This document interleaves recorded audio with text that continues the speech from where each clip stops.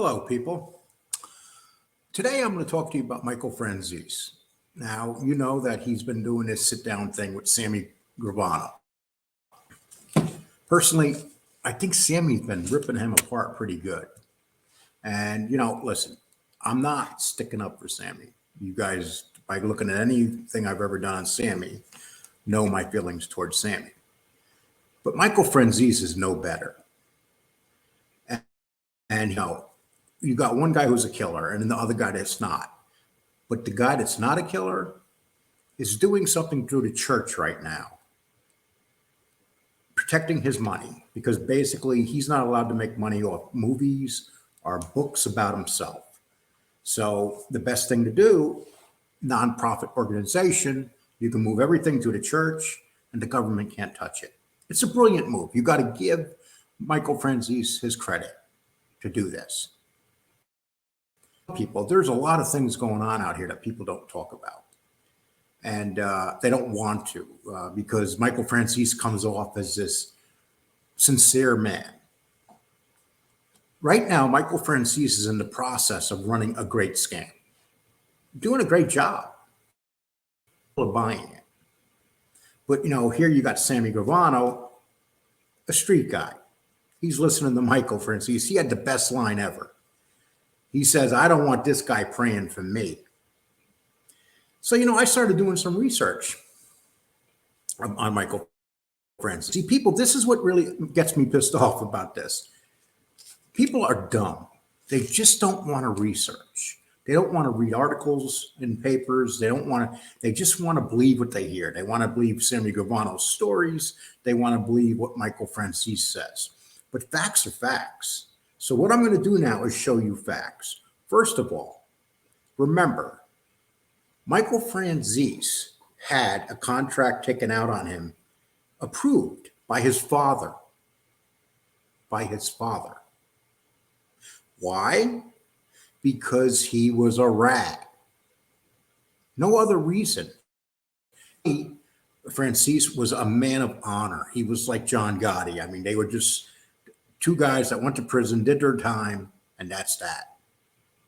And so he basically knew that his son was a rat and wanted him dead because of the people he was putting away. But here's another thing. We're going to keep on talking about this. We're going to go to Norby Walters. Now, if everybody remembers correctly, Walters, he testified against Norby Walters. But what he doesn't explain about Norby Walters, he says Norby Walters never did no time. Absolute bullshit. Norby Walters got sentenced to 5 years. And the only reason he didn't do any time was because Michael Franzese basically got lucky. He could claim that Norby Walters did no time because they threw the case out because of all the errors committed in it. They threw the case out and Norby Walters did not have to do no time. It had nothing to do with Michael Franzese. Michael Franzese ratted them out on the stand and he would have done 5 years if there wasn't errors in the case. So Michael Franzese, stop lying about that. It's out there for anybody to see. Research it. I'm going to put a couple articles from the New York Times, one from 1989 and one from 91. One's going to talk about his trial, and 91 is going to talk about when he was arrested for violation. And see, this is another thing. He says that he did almost 10 years in jail, in prison, because of the fact was being abused. He acted like an innocent man that was being abused. He did 10 years. He did 3 years. Now think about this. He got sentenced. And here, check this out. He was charged with racketeering, tax evasion, and $14 million in restitution. He was supposed to do 10 years, and he only did 3 the first time. He went back on a probation violation and charged for another 4 years. It wasn't because he almost did his 10 years like he claims. It was because he violated his probation. And how did he violate his probation? He was living in these $1 million houses. He was using bad checks to pay the rent. That's one of them. He stopped paying his restitution altogether, $14 million. And when they finally confronted him about the $14 million, he gave them a check for $100. Can you imagine that? And he was driving around in these fancy 50, 60, $70,000 sports cars, but he had no money for his restitution and tax evasion. So you're talking about, oh, let's not forget the major one, racketeering. And that was for the gas and the money that they were keeping on the gas tax. So these are things that he does not want you to know about his sentence. So just think about that. Okay. And everything I'm presenting to you right now is not like me having an opinion next about Michael Franzese, and they're out there. And this is why Sammy is like, I want to see, Sammy's made the remark, I would love to see the paperwork to have on this guy, but you can't get it. But what basically we're saying is there's shit in this guy you wouldn't believe. Okay. Here's another thing. Franzese cannot make money off books or movies about his life. It has to go to the victims. So what he basically does, he funnels that money through the church, and it is protected under a federal freedom of religion act, basically nonprofit organization. So this money that he's making, even up to this day, is protected by the church. So a man goes out and gets a church. You got to give him credit. This guy is smart. I mean, he's smart, but he's still scamming. But this is scam now is a whole different level, because now he's converting people, and all this stuff is starting to come out. And all you got to do is look for it. And what I'm going to do is play you a little clip of another show, what they're talking about. Maybe you'll understand everything you need to know about Michael Franzese. Okay, let's go. Let's see, Michael. Okay, Michael Franzese says that he did 4 years in the hole. Oh, that's a lie. He didn't do 4 years in the hole. And then he talks about, and I'm going to explain to you why. Then he talks about diesel therapy. Now, diesel therapy is when they put you on the bus, plane, they drive you around the country. They take you from prison to prison. It's like a form of torture. When the government hates, like if you're in a federal prison and you're really a bad prisoner, what they'll do is they'll start moving you around from prison to prison. And they'll do this for a long time. But a lot of times, Michael Franzese went back to the prison he left because he was probably testifying in other cases. You got to remember, his records are sealed, and he's given a lot of testimony in cases that he's not talking about. And there was a reason why his father wanted him out of the way. So it's not from little simple things here.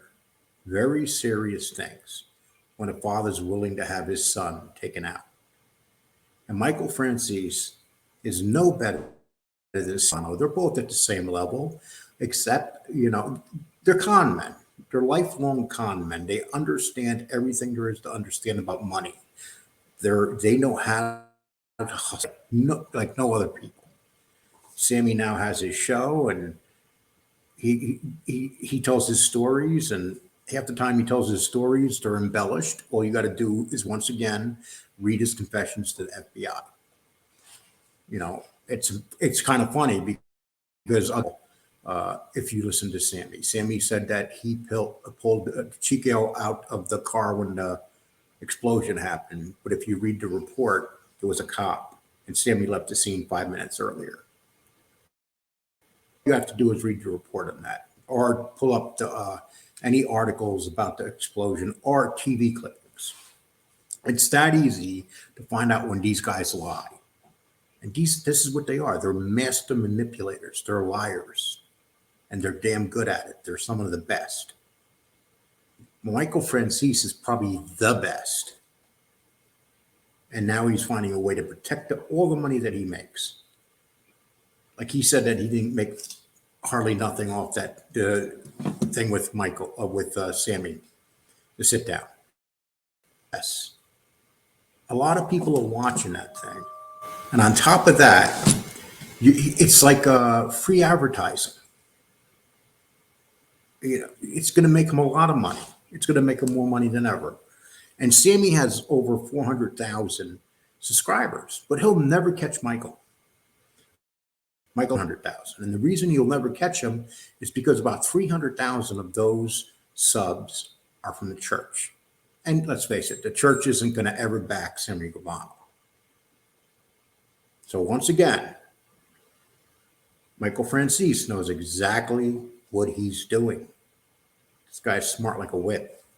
You can say a lot of things about him, but he definitely ain't stupid.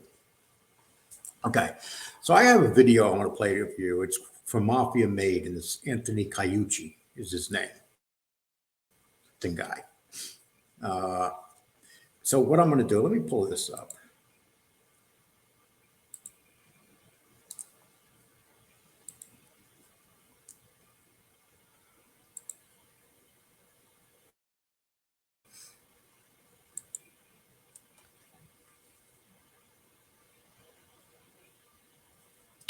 You know what? I got to make sure I have the voice on this, so let me redo it real quick.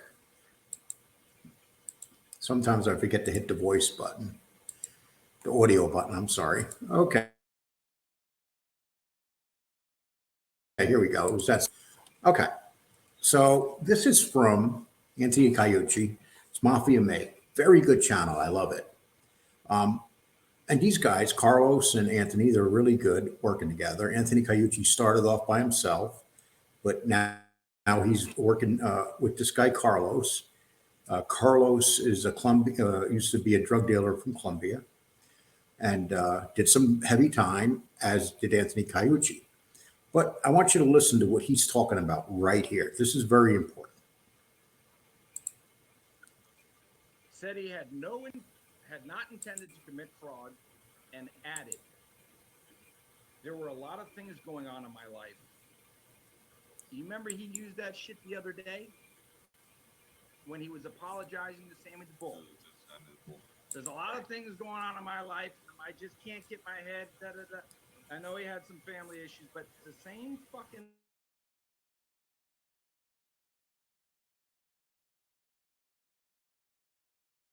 words, identical. I want the non-public record. Remember when he said that? Yeah.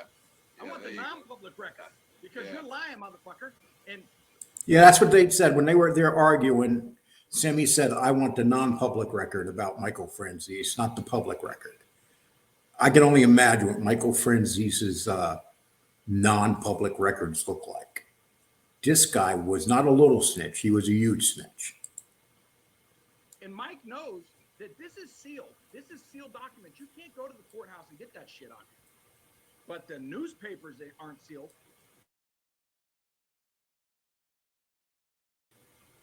It was all over the newspaper. What? Sammy didn't say they didn't lie.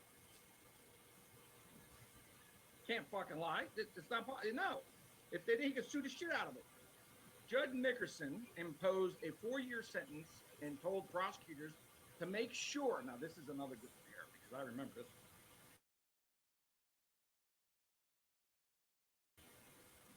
They made sure that security precautions were taken for transporting and imprisoning Mr. Okay, so basically what he's going to say here, we're talking about diesel therapy. Michael Franzese said that he was under diesel therapy and that the government was purposely torturing him. But this is what the judge said before he went back. Before he went to prison. Now listen to this and about diesel therapy. Whose life has been reportedly threatened because of his earlier cooperation with the authorities. Now, Mike always says how as he was in prison, he was on diesel therapy because they were messing with him. Remember, oh, I was on diesel therapy because I wouldn't cooperate. He always used he wouldn't cooperate. He was on diesel therapy. That's why he was in the hole. Now, here's the truth. He's on diesel therapy because things. Either they put you in the hole for 4 years, which you can't do. He's not going to do 4 years in the hole. Or they constantly move you from prison to prison and he's on the bus. That's the only way for him to be free is on that fucking bus. And the other thing is when he's on the bus doing his diesel therapy, what's he really doing? That's when people go back to court and testify. Because when you're on a compound, just so you two people need to know, I'm on the compound with Carlos. And suddenly they call Cayucci to where do you go when you now wait a minute, I got 10 years, I got fucking 8 to go, and they just call me to R&D. R&D, something's up. That's not good. Unless one, they're transferring me, and then I won't come back to that prison. If I'm transferred, that could be. But when you leave that compound and you come back to the same compound, Everybody knows what you went for. Everyone knows. There's only one. There's about 3 things that keep going on. The biggest one when someone leaves is they cooperated. Right. They cooperated. They leave and they come back, and then suddenly they're 10 years. Went down to 3, but then you wake up one morning and the guy's gone. Where'd he go? Oh, fucking bye, motherfuckers. Right? So they either go to cooperate. 2, you got another federal indictment where they pulled you out and they re-indicted you, or you got a state charge. They pulled me out to go to Broward County, pled guilty, and the only thing Franzese did say that was true is when you go out and you got a state charge with a federal charge. Because I had a state fucking trafficking charge. They ran a concurrent and coterminous. But I had to plead guilty to the state first. You had to plead guilty to the state first, and then the feds would run concurrent. You go for a fucking plea guilty on the feds, then the state would hit me with strike 3. Okay. And the reason I played that, I wanted you to hear exactly what Anthony Cayucci says. Anthony Cayucci was a federal prisoner, and he was a state prisoner. So he knows. And so is Carlos. They both know. They both know what they're talking about. So when Michael Franzese talks about how they were purposely doing diesel therapy on him, no, that's not what they were doing. He's not being truthful about diesel therapy either. There's so many things that Michael Franzese is not being truthful about. If you got the opportunity of reading the 2 Times articles I'm going to put down underneath the information for the show, pop them open, read them. They're very important to read because they tell you everything that Michael Franzese is not telling you.